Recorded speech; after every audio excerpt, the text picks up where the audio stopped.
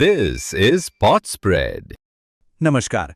चलिए आज भारत की अर्थव्यवस्था की उस धड़कन को समझने की कोशिश करते हैं जो हमारे शहरों को चलाती तो है, लेकिन अक्सर हमारे नजरों से ओझल ही रहती है। जरा सोचिए इस बारे में। हमारे शहरों को असल में पावर कौन देता है? क्या बड़ी बड़ी कंपनियां, या सरकार, या फिर वो लाखों करोड़ों लोग जो हर दिन हमारे लिए काम करते हैं पर जिनकी गिनती शायद ही कभी होती है? जी हाँ, हम बात कर रहे हैं भारत के अनौपचारिक सेवा क्षेत्र की। ये वो अर्थव्यवस्था है जिसे हम हर रोज अपने आसपास देखते हैं, लेकिन शायद ही कभी इसके असली महत्व को समझते हैं। घर में काम करने वाली सहायिका से लेकर सड़क किनारे सब्जी बेचने वाले तक, ये सब इसी का एक बहुत जरूरी हिस्सा है।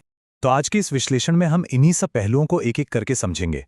हम सेवा क्षेत्र की परिभाषा से शुरू करेंगे और फिर इसकी अनौपचारिक हकीकत, सामाजिक प्रभावों और भविष्य की राह पर गहराई से बात करेंगे।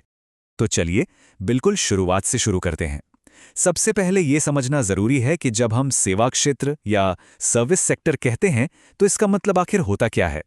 देखिए, सेवा क्षेत्र को अर्थव्यवस्था का तीसरा यानी टर्शियरी सेक्टर भी कहा जाता है। इसकी सबसे बड़ी खासियत है इसका अमूर्त होना। मतलब यहाँ ऐसी चीजें बनती हैं जिन्हें हम छू नहीं सकते, जैसे एक डॉक्टर की सलाह, एक टीचर का पढ़ाया हुआ लेक्चर या फिर एक सॉफ्टवेयर प्रोग्राम। इनका उत्पादन और उपभोग आप कह सकते हैं कि लगभग एक ही समय पर होता है। 1940 के दशक में एक अर्थशास्त्री थे, कॉलिन क्लार्क। उन्होंने ये बहुत ही जरूरी मॉडल दिया था। उन्होंने बताया था कि कैसे वक्त के साथ कोई भी अर्थव्यवस्था कृषि से उद्योग और फिर सेवाओं की तरफ बढ़ती है। भारत की आर्थिक यात्रा भी कुछ कुछ इसी रास्ते पर चली है, हालांकि हमारा सफर थोड़ा अलग जरूर रहा है। सेवा क्षेत्र की सबसे दिलचस्प बात है इसकी विविधता। आप देखिए, एक तरफ इसमें हाई स्किल्ड आईटी प्रोफेशनल्स हैं, तो वहीं दूसरी तरफ घरेलू कामगार भी इसी का हिस्सा हैं। समाज शास्त्रीय नजरिए से देखें तो इन चार श्रेणियों को समझना बहुत जरूरी हो जाता है, क्योंकि ये समाज में श्रम, कौशल और सामाजिक स्थिति के बंटवारे को साफ साफ दिखाती हैं। तो अब सवाल ये उठता है कि भारत का सर्विस सेक्टर इतनी तेजी से बढ़ा कैसे? वो कौन से ऐतिहासिक और आर्थिक कारण थे जिन्होंने इसे भारत के विकास का इंजन बना दिया? इसकी कहानी का सबसे बड़ा मोड़ आता है 1991 में, आर्थिक उदारीकरण के साथ, जब भारत ने अपनी अर्थव्यवस्था को दुनिया के लिए खोल दिया। इसके बाद आई आईटी क्रांति, तेजी से बढ़ते शहर और नई टेक्नोलॉजी। इन सब ने मिलकर इस सेक्टर को एक ऐसी रफ्तार दी जो पहले कभी नहीं देखी गई थी। जरा इस आंकड़े पर गौर कीजिए, 8%। भारत की कुल जीडीपी में 8% से भी ज्यादा का योगदान अकेले आईटी सेक्टर का है। ये दिखाता है कि 1991 के बाद जो बदलाव हुए, उनका असर कितना गहरा और कितना बड़ा रहा है। और हाँ, ये किसी एक कारण से नहीं हुआ। असल में कई चीजें एक साथ हो रही थीं। वैश्वीकरण ने आईटी जैसी फॉर्मल नौकरियों को बढ़ावा दिया, तो वहीं शहरों के विस्तार ने घरेलू कामगारों, ड्राइवर्स और डिलीवरी एजेंट्स की जबरदस्त मांग पैदा कर दी। ये सारे कारण एक दूसरे से बहुत ही जटिल तरीके से जुड़े हुए हैं।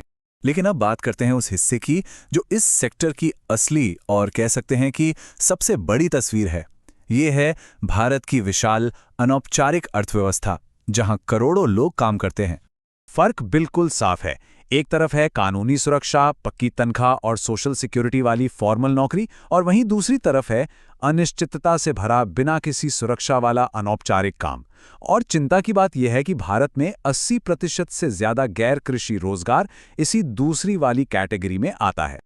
ये सिर्फ नंबर नहीं है, ये लोगों की कहानियां हैं। वो स्ट्रीट वेंडर, वो घरेलू कामगार, वो डिलीवरी एजेंट, ये सभी हमारी अर्थव्यवस्था की रीढ़ हैं, लेकिन फिर भी इन्हें अक्सर नजरअंदाज किया जाता है। ये व्यक्तिगत कहानियां सिर्फ कहानियां नहीं हैं, बल्कि ये हमारे समाज पर पड़ रहे एक बहुत बड़े प्रभाव का संकेत भी हैं। तो चलिए अब इन सामाजिक आर्थिक प्रभावों को और गहराई से समझते हैं। देखते हैं कि इस विशाल अनौपचारिक अर्थव्यवस्था ने हमारे समाज को, हमारे सोशल फैब्रिक को कैसे बदल दिया है। समाजशास्त्री गाय स्टैंडिंग ने इन श्रमिकों की हालत को समझाने के लिए एक बहुत महत्वपूर्ण शब्द दिया है, प्रीकैरिएट। ये शब्द दो शब्दों से मिलकर बना है, प्रीकैरियस यानी अनिश्चित और प्रोलेटेरिएट यानी श्रमिक वर्ग। ये उस नए वैश्विक वर्ग को दिखाता है जिसकी जिंदगी ही लगातार असुरक्षा और अनिश्चितता के साए में कटती है। और ये समझना जरूरी है कि ये सिर्फ एक नौकरी नहीं, बल्कि जीने का एक तरीका बन चुका है। पता है, ये अनौपचारिक क्षेत्र अक्सर हमारे समाज में पहले से मौजूद असमानताओं को और भी गहरा कर देता है। जैसा कि ये डेटा दिखा रहा है, सबसे मुश्किल, सबसे कम पैसे वाले और सबसे असुरक्षित काम अक्सर उन्हीं लोगों के हिस्से आते हैं जो जाति, लिंग या क्षेत्र के आधार पर पहले से ही हाशिए पर हैं। ये पूरा सेक्टर एक सिक्के के दो पहलुओं की तरह है। एक तरफ इसमें गंभीर चुनौतियां हैं, तो दूसरी तरफ ये करोड़ों लोगों के लिए अवसर भी पैदा करता है। एक संतुलित नजरिया रखने के लिए दोनों ही पहलुओं को समझना जरूरी है। एक तरफ तो ये क्षेत्र लाखों लोगों को रोजी रोटी देता है, उद्यमशीलता को बढ़ावा देता है, लेकिन वहीं दूसरी तरफ यहाँ शोषण, कम वेतन और सामाजिक सुरक्षा की कमी जैसी बड़ी समस्याएं भी हैं। इस सेक्टर की सबसे बड़ी पहेली और नीतिगत चुनौती इसी दोहरेपन में छिपी है। तो फिर इसका समाधान क्या है? इस इंजन को हम और बेहतर और ज्यादा समावेशी कैसे बना सकते हैं? आइए कुछ ठोस नीतिगत उपायों पर एक नजर डालते हैं। देखिए, इसका कोई एक आसान सा समाधान नहीं है। एक मल्टी डायमेंशनल अप्रोच की जरूरत है। हमें यूनिवर्सल सोशल सिक्योरिटी का दायरा बढ़ाना होगा, गिग इकोनॉमी के लिए साफ नियम बनाने होंगे और सेवा जैसे श्रमिक संगठनों को मजबूत करना होगा। क्योंकि कानून बनाना एक बात है, लेकिन उन्हें जमीनी स्तर पर लागू करना उससे भी ज्यादा जरूरी है। और अंत में हम आपको इसी सवाल के साथ छोड़ जाते हैं, क्या हम एक ऐसी अर्थव्यवस्था बना सकते हैं जो सिर्फ जीडीपी के आंकड़ों में नहीं बल्कि अपने हर एक कार्यकर्ता की जिंदगी में विकास लाए?